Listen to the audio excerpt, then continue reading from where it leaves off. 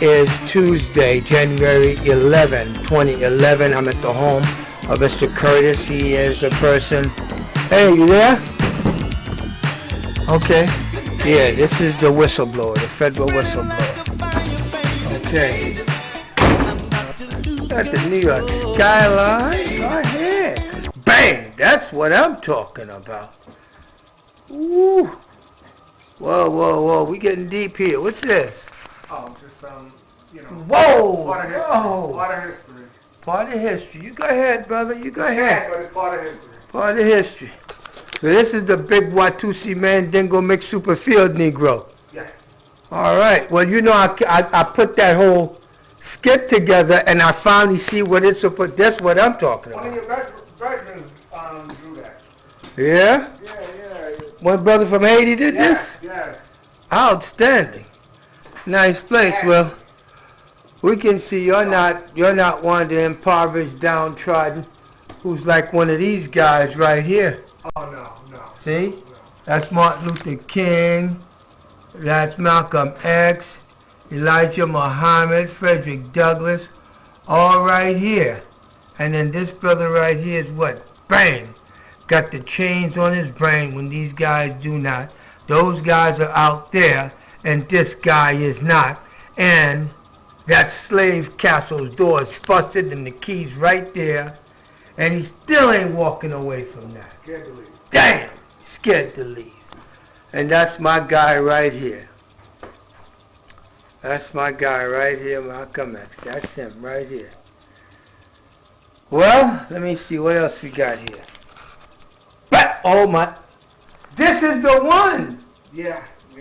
That's the one you were asking me about. If that story was true about it, yes, that's it. That's what you had given me a copy of this, and I took it to the congressman's office, Yes. and you met with Ida Smith. I was there. I was an eyewitness. Bang, we're going to have to send this to Mr. Juan Cuba at the White House. Sure. Okay, and I've got a letter from the Justice Department, and I've been trying to show people, you know, what exactly, and people of authority, because the newspapers have been, they don't want to print my story no more about the redlining scheme that I took to the congressman's office, and they did all kinds of things, calling me crazy, defamed me. The VA gave me a whole bunch of medication, which in fact I didn't need as a chemical restraint. So I got to do what I got to do, but I did speak to Mr. Juan Cuba, and it's time for me to now, and the last time I spoke to him was about getting those books to him. Okay. And now those books have disappeared at the congressman's office. Wow. So we actually send him this. But what I wanted to do right now was if you could please take me back to what happened, for you have taken these pictures, hold this for me, of this hangsman's noose. That was when, this was in the, This was found, it was in the locker room at the VA, the Veterans Administration what? St. Albans, New York. The VA. St. Albans, New York, Veterans Administration, motor pool locker room, Yes, correct. okay? And how long was this hanging there? I don't know. I walked in January 25th, 2008, and I saw it.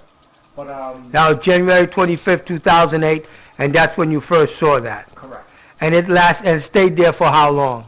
No, they took it down immediately after that, after the police were notified. Oh, so you called the police after that. There was a police report. Yes, correct. The police never called the press on this. No. When you took it to the congressman's office, did they call the press? What happened when you went to Ida M. Smith after I turned you over to her? She spoke to me a few times about it, but nothing amounted out of it. I didn't get any feedback. I didn't get any change. And they told me that the federal government says it's legal to hang them. They said it's not. Ida Smith told you, said that the federal government said it's legal to put a hangsman's They noose. said that they're not illegal, but a noose is not against the law by the federal government. But a swastika is considered a felony hate crime, where a noose is not considered a hate crime. And Ida M. Smith told you this. Yeah, in the discussion, she was like there was nothing she could do about it. Because Okay. And are you aware that she ever contacted anybody at the Veterans Administration? I believe she spoke to the union. Outside of that, I don't think it went much. And then what happened to you? Nothing. They offered to transfer me to Brooklyn, Manhattan, or Staten Island. In other words, get you out of the St. Albans VA. Yes. Did they talk to you about who put that there? Did anybody ever ask you who put that Hangsman's noose in the locker room at the Brooklyn VA? I mean at the St. Albans VA on January 25th, 2008. No. No. Do you know who did it? I don't know who did it, but I know whose coat rack it was hung on. I found it was hanging on one of my coworkers. What was the name of the person's coat Rack it was hanging on? Yes. Frank Castellano. Frank Castellano. Correct. What happened to Mr. Frank Castellano after you reported this? Actually, he got a promotion from work leader to supervisor, and they wanted me to work under him after that. And when I told them that they were adding insult to injury, they told me when I told them I didn't want to work under his supervision after the incident, Yes. they told me that they can transfer me to Brooklyn, Staten Island, or Manhattan, which I refused to go because I like St. Albans. I've been there 20 years, and I feel that I should not be transferred. Now, were there other instances with Mr. Castellano or other Caucasian gentlemen at the Brooklyn VA Hospital motor pool that would lead you to think that there is an embedded racist environment in that motor pool? Yes, I would think so. Because, Elaborate, please. Well, a brief incident to me happened roughly about 15 years ago. I came in there as a motor pool operator, as a motor vehicle operator, and shortly after that, 2 Caucasians came in there, and they were made grade 8s, and I was a grade 7. And when I brought it to their attention, saying, "How come I'm a 7 and they're 8s?" They told me when I get an ACDL license, they'll make me a grade 8. Immediately, within 2 to 3 seconds, I reached in my pocket, handed them a Class A CDL license. And they kept promising me to give me the grade, and they never did. So at the time, there were 3 tractor operators, which me being one, the first one, and then the 2 Caucasians that came after me. So it was You had more time in grade, more time in service than they did. yes, and they were made 8s when they walked in the door. Okay. And I was never. Here it is, 17 years later, and I'm still a 7. So it looked like you sound like somebody, federal government owe you some money. Yeah, with some interest. And back With some interest in back pay. yeah, 17 years. Pay a little pain and suffering, a little humiliation and degradation, And then this is what I'm rewarded with. and 6 bang! months. That's what you know Frank Castellano did it, don't you? I would surmise that it does belong to him. You suspect him. Yes. Now, tell me about the other guy who put a little Hangsman's noose in the hands of that female 6 months ago at the Brooklyn VA. You can tell it. You're a federal whistleblower. You should be protected. And we're sending this to the White House. Well, another coworker of mine, I heard they had an incident too where somebody personally handed them a noose. So a white guy handed a black woman a Hangsman's noose. Yeah. And he ended up getting fired. Yes. And not right now she's on leave with mental distress. Correct. Well, what happened to you? How come you ain't all shell-shocked? I am shell-shocked. It's a challenge each and every day to go to work. Matter of fact, it's hard talking about it, even like right now. I want to stop talking about it right now. Did you go see some people, man? Yeah, I did. But I can't get into your medical records, man. I'm not going to get into that with you. Now, I want you to tell me your name. Tell me your name, and give me the name. I got to have a name. Curtis Bench. Curtis? Bench.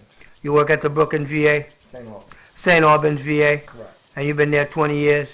22 years in April. 22 years in April? Yes. And you're a whistleblower? Correct. Are you afraid something's going to happen to you? Yeah, I am. On a day-to-day basis, just going to work with the atmosphere and just all of the stuff that goes on and transpires. Oh, don't talk to him. He's a troublemaker. And So they've been slandering your name? correct. You've been profiled. Correct. As a troublemaker. For standing up for my rights of not wanting to see a noose in a federal facility. And you went to your congressman's office and they blew what?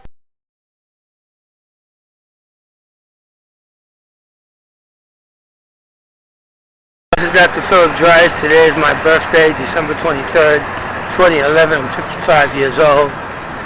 And today, what I've got in this bag right here, brings the mayor and his agency and every black elected official in town. I'm here for justice and I'm dead freaking serious. That's why I moved here, to the will of justice of Queens County Supreme Court. I want justice. I'm mad. I'm bitter. I hate being black in America. And black Negroes tortured me after they betrayed me and tried to have me killed. You freaking animal, Congressman Meeks. And they said, you can't win. All your lawyers gotta do is answer this calendar call sometime in February or March.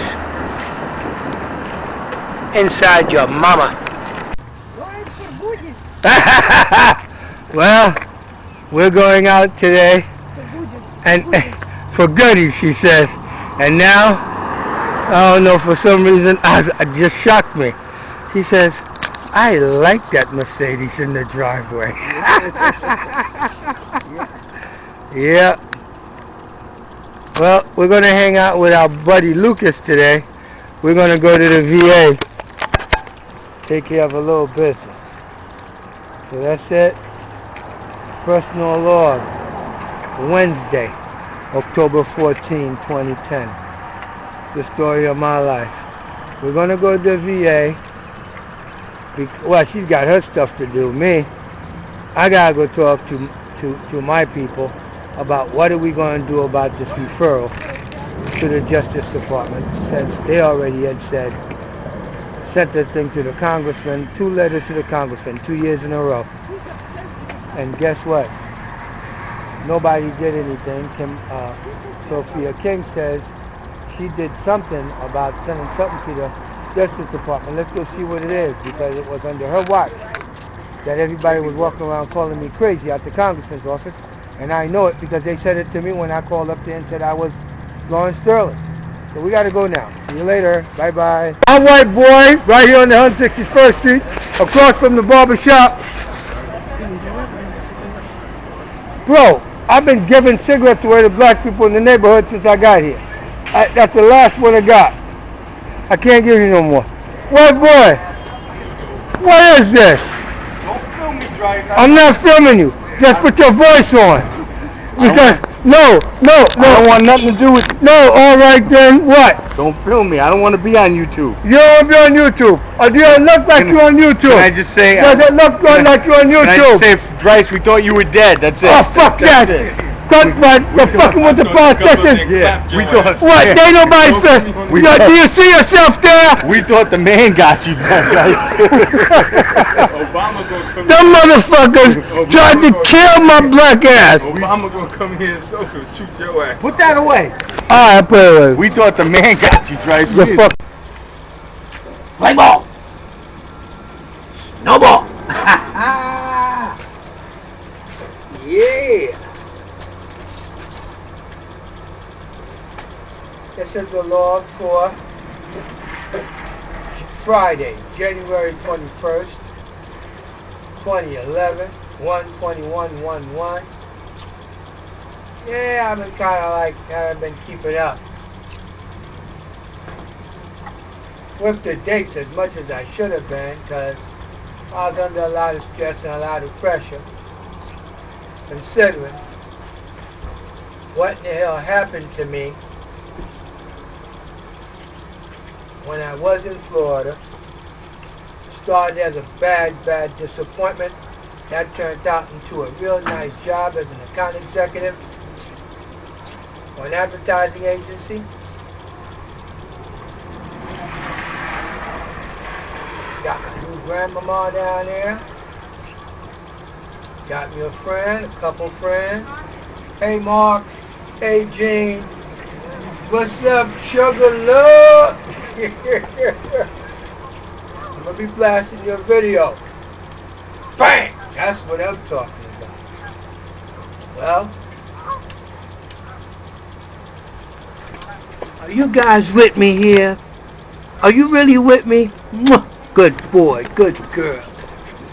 Now, the last video I made a sequel. It was a little bit too long, so it's going to have to stay for the book series, and no one will see it on YouTube until we edit it for the books. The books coming up. Deadline's coming up.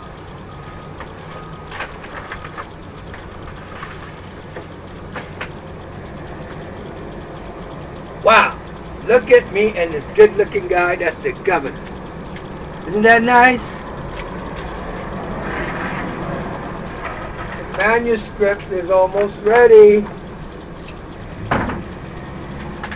But what I wanted you, my adoring fans out there, that I love so much, is we wanted to know what did the office of Congressman Gregory W. Meeks did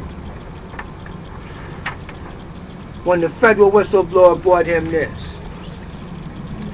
What did he know? When did he know it? What did he do about it? I'm sure you've heard of it by now. I sent it to the NAACP and a couple other people. We also want to ask the congressman, what about the longest running federal whistleblower case in his district, which is the housing whistleblower and the redlining scheme of the Bloomberg administration? See it? That's me with all them Obama buttons out during the campaign. Love you, Mr. President. All I know is these are two serious cases. And these guys tried to make me out to be crazy. Ida Smith was supposed to have been my mama. But that's the road.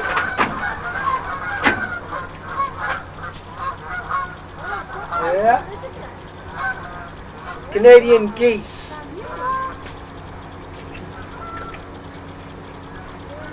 Woo! You guys pulled a number on me.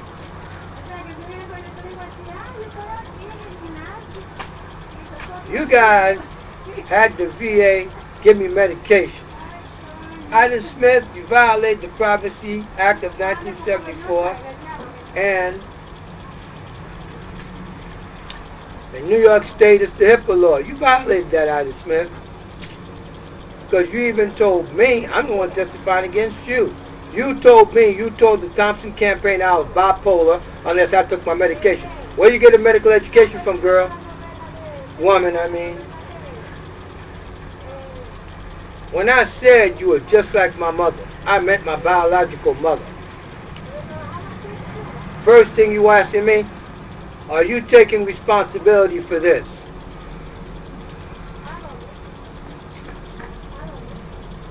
Are you taking responsibility, Ida Smith? Or is the congressman the guy to take responsibility? I think he's the one to take responsibility. Don't you think he's the one that should take responsibility? He's the boss. That's the guy that runs the show that makes the big dollars, that gets on TV and say protest in front of my office. I came and brought the evidence inside your office. Pat me on my back, Joyce, we love you. That was man. You was massaging you a spot to stick something, stab you in the back. Why you think I did your video with the start off with the backstab? I did a campaign video campaigning for you, thinking you was the only one that was clean other than Huntley, Smith, New York State Senator Huntley, New York State Senator Malcolm Smith, Councilman Comrie, and Assemblywoman Vivian Cook. All their hands are dirty. I thought you were the only clean one, but man, did you hear Kim Fuller on the video? You're not aware. Congress. Damn.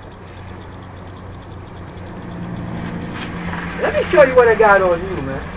Let me refresh your memory. I'm this guy. Ida Smith promised if I could get it in the paper, I'd have a press conference. That's a lie.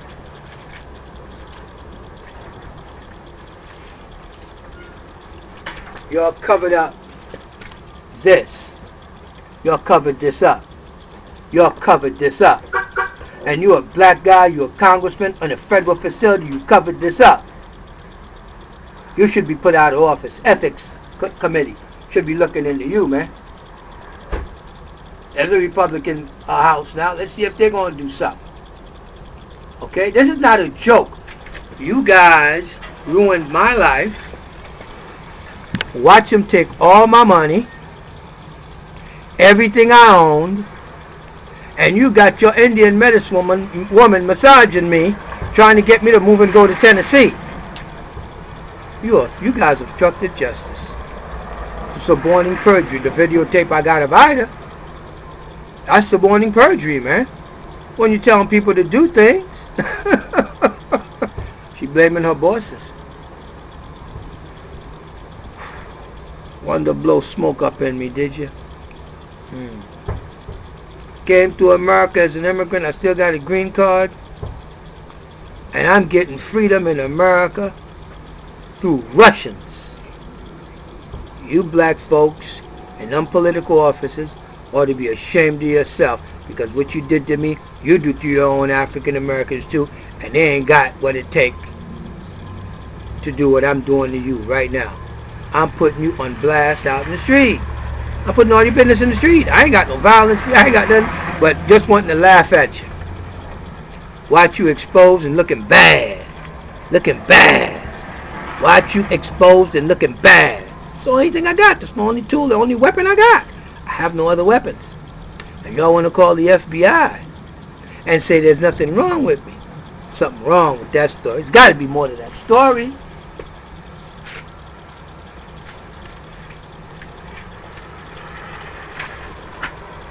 Let me show you. Side by side. What did you know? When did you know it? And what you do about it, Congressman? Can you see it real good? 1, 2.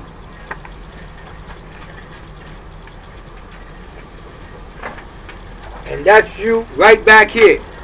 Right there between me and your attorney. That's you. 3. 3 strikes. You're out.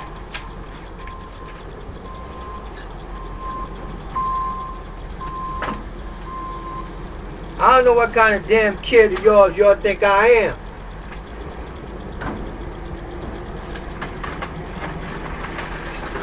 You guys committed something that's very, very, very, very bad. You guys at least committed a sin. But in proper English, it's called, you, Congressman Meeks, New York State Senator Hunt, New York